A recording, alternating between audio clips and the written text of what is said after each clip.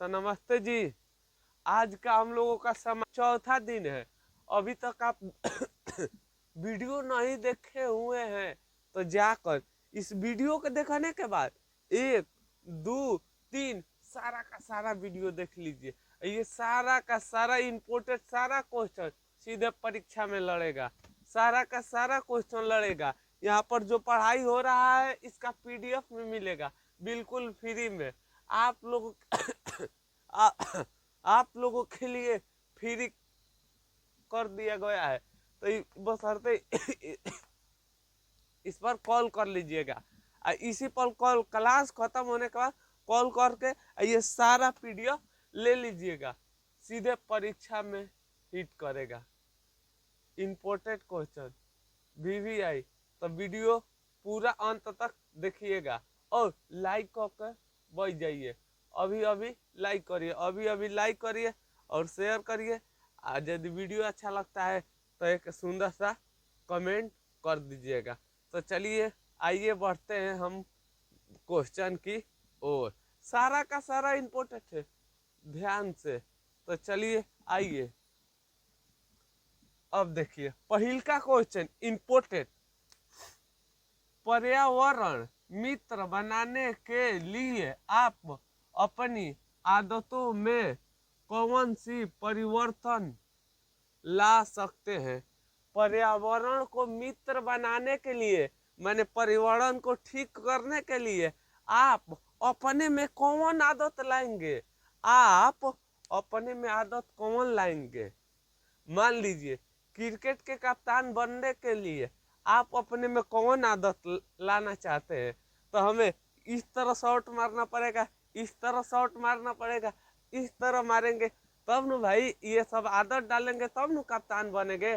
तब रन धक्का धक मारेंगे तब न कप्तान बनेंगे। तो यही क्वेश्चन कह रहा है। तो आप क्या आदत डाल सकते हैं पर्यावरण को ठीक करने के लिए?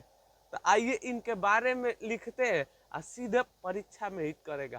तो आप लोग अंत तक देखिएगा। आइए देखते हैं। उत्तर लिख दिए हैं। पर्यावरण मित्र बनाने के लिए आप अपनी आदत निम्न प्रकार है। आप अपनी आदत क्या है? निम्न प्रकार है। अब देखिए अब आंसर शुरू होने जा रहा है। तो देखिए हमें भोजन का उपभोग आवश्यकता अनुसार करनी चाहिए। हमें भोजन को अपनी आवश्यकता अनुसार करना चाहिए। क्यों आवश्यकता अनुसार? ज़्यादा यदि आप भोजन कर लेंगे तो ना काम करेंगे ना कुछ करेंगे, सूता आप नींद लेने लगेंगे। और यदि भोजन आवश्यकता अनुसार करेंगे तो पढ़ भी सकते हैं, हमारे जैसे पढ़ा भी सकते हैं। यदि आपका भोजन पर कमांड रहेगा तो। अगर ज़्यादा भोजन कर लिए है, छोड़ो आज क्या पढ़ाना है कल पढ़ाएंगे। अगर भोजन को आपका नियंत्रण रहेगा तो आज पढ़ाई होगा। और खाना कम पढ़ाई ज़्यादा, क्योंकि परीक्षा आ गया है। तो सबसे पहले अपना भोजन पर नियंत्रण करना है। हमें नल की टोटी को खुले नहीं छोड़ना चाहिए ताकि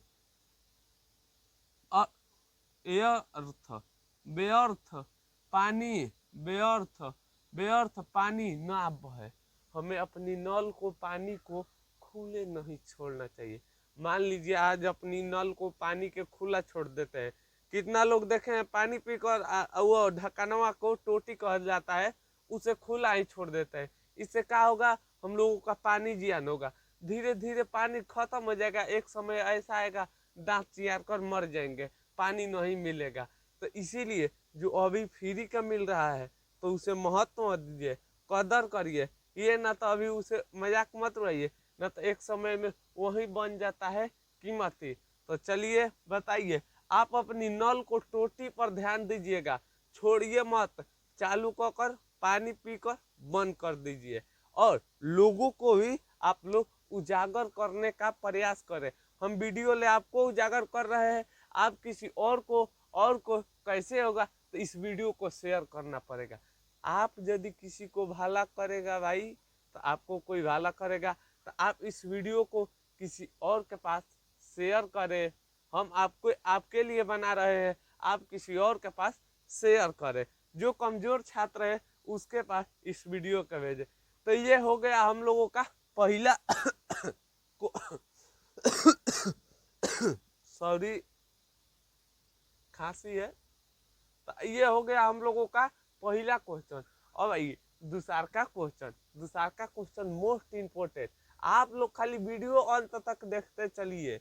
देखिए, ऐसी दो स्रोतों का नाम लिखे जिन्हें अपनी अनवीकरणीय मानते हैं।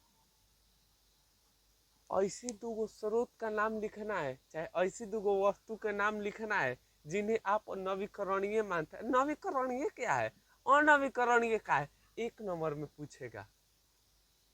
वैसी वस्तु जो कभी खत्म नहीं हो यूज करने पर, वैसी वस्तु जो कभी खत्म नहीं हो यूज करने पर, वो होता है नवीकरणीय। वैसी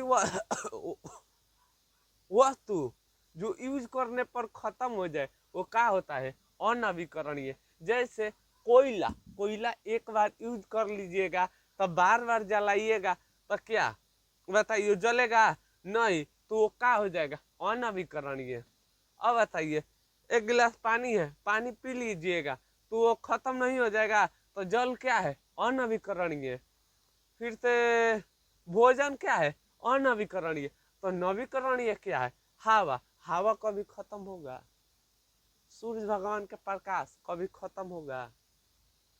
फिर से तो देखिए, आइए इस क्वेश्चन को देखते हैं। सौर ऊर्जा और पवन ऊर्जा नवीकरणीय है।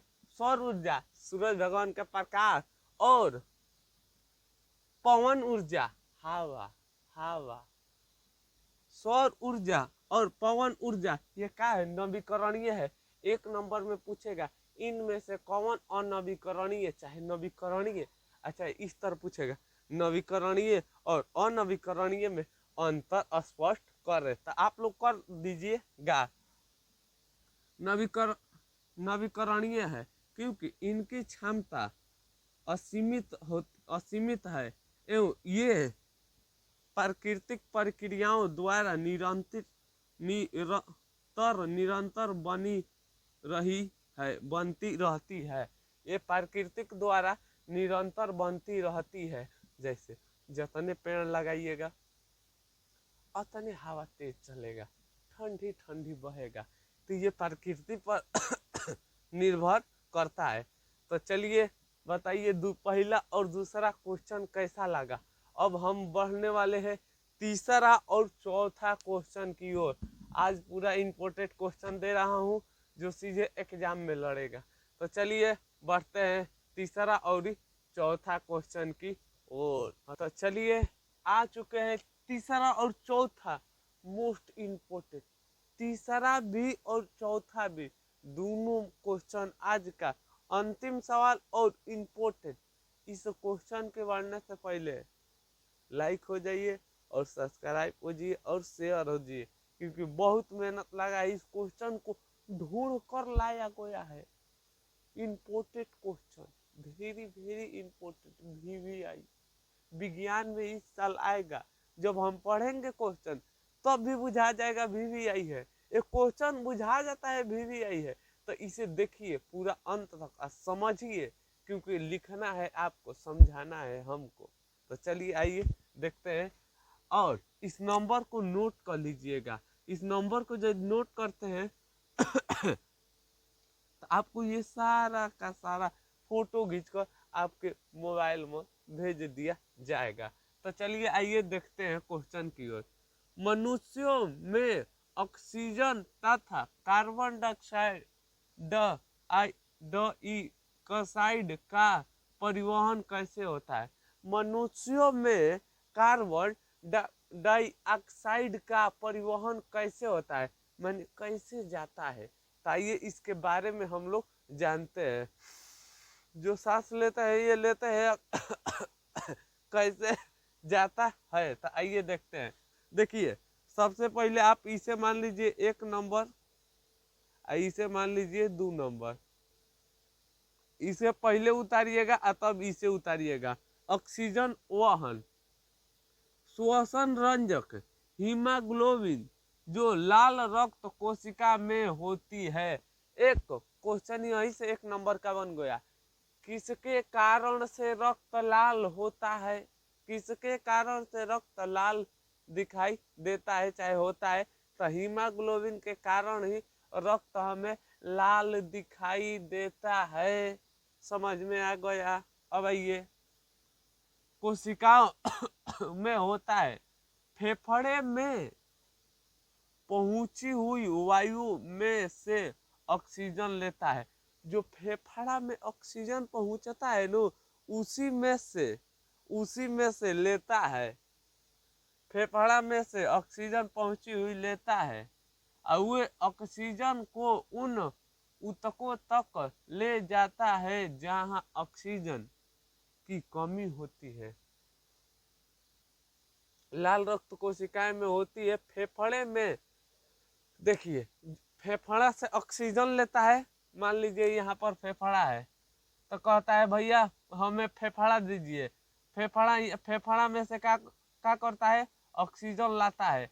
ऑक्सीजन लाकर अब देखता है किधर किधर ऑक्सीजन नहीं है। जहां जहां ऑक्सीजन नहीं है नो, वहां पर ले जाके देगा, कहेगा ले भैया, और तू तू पूरा शरीर में फैला देगा। फेफड़ा भी से लेगा, ये फेफड़ा भी से खुद उधार लेता है और पूरे शरीर में बांट देता है। फेफड़ा भी से लेता है और पूरा शरीर में ले जो तू ले जो, तू ले जो भाई, तू ले जो, सबको दे देता है। कौन? ये दे देता है। ये हो गया हम लोगों का 1 नंबर। अब आइए 2 नंबर देखते हैं। मनुष्य कार्बन डाइऑक्साइड वहन, कार्बन डाइऑक्साइड वहन। कार्बन डाइऑक्साइड जल में अधिक घुलनशील होता है। कार्बन कार्बन डाइऑक्साइड जल में अधिक घुलनशील होता है, इसीलिए इसका हमारे शरीर फेफड़ा तक हमारे रक्त को प्लाज्मा में घुले हुए रूप में वहन होता है, जहां से इसका विसरण रक्त से वहन में होता है और फिर यह नासे द्वार के द्वारा बाहर चली जाती है। कार्बन डाइऑक्साइड जल में घुलनशील होती है, इसीलिए हमारे शरीर में फेफड़े तक हमारे रक्त तक प्लाज्मा में घुलनशील रूप में वहन होता है। घुलनशील रूप में क्या होता है? वहन होता है, जहां से इसका विसरण रक्त से वायु में होता है और फेफड़ा वहन नासे द्वार के द्वारा बाहर चली जाती है। नासे द्वार के द्वारा, नाके द्वार के द्वारा बाहर चली जाती है। ये हुआ हम लोगों का तीसरा क्वेश्चन।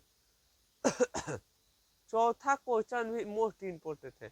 आप देखिए क्वेश्चन कहता क्या है।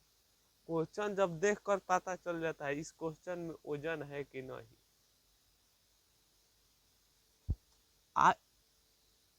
ओजोन क्या है? ओजोन क्या है? आप नाम सुने होंगे। ओजोन परत जब खत्म हो जाएगा नु, अब देखिए ओजोन क्या है। ओजोन परत, ओजोन क्या है तथा यह किस तंत्रिक की किस प्रकार प्रभावित करता है। यह किस प्रकार सॉरी तंत्रिक की प्रभावित करता है। इस सबसे पहले जान जाइए ओजोन क्या है। इसके बारे में पहले डिटेल तरीका से छानबीन करिए। ये मोस्ट इम्पोर्टेंट तीसरा, चौथा, तीसरा इस साल के लिए परीक्षा में सीधे आएंगे। इस वीडियो को पूरा अंत देखिए। इन दोनों क्वेश्चन को सेव कर लीजिए वहीं पर। तो देखिए, ओजोन ऑक्सीजन का एक अपरूप है। ओजोन क्या है? ऑक्सीजन के एक अपरूप है। इसका एक अणु ऑक्सीजन के 3 परमाणुओं से मिलकर बना होता है। इसका अणु सूत्र क्या है? O3। इसका अणु सूत्र क्या है? O3 है। ओजोन पृथ्वी की सतह एक आवरण बनाता है जो हमारे पराबैंगनी विकिरण से बचाती है। ओजोन परत है ना जो बाबू, पराबैंगनी किरण से हमें बचाती है। और पराबैंगनी किरण से क्यों बचाती है? आइए, ओजोन परत, ध्यान से, ओजोन परत है ना जो पराबैंगनी किरण से हमें क्या करती है? बचाती है। पराबैंगनी किरण हमारे लिए बहुत हानिकारक है। इस प्रकार यह तारीख को नष्ट होने से पराबैंगनी किरण हमें ओजोन परत से क्या करती है? बचाती है। जब पराबैंगनी किरण हमारे लिए बहुत हानिकारक है, पराबैंगनी किरण हमारे लिए बहुत हानिकारक है, जितना बताया जाए इतना कम है। जब वो पड़ेगा ना हमारे चाम पर, शरीर पर, तो वहां पर चरक टाइप का हो जाएगा। ये कारण है, वहां पर चाम हटने लगेगा, जलने लगेगा। अब पराबैंगनी किरण कैसे हटती है? जब ऑक्सीजन नहीं मिलेगा तो हटेगी। पेड़ काट रहे हैं इस साल क्या होता? गर्मी हाईएस्ट पड़ा था, पेड़ नहीं है,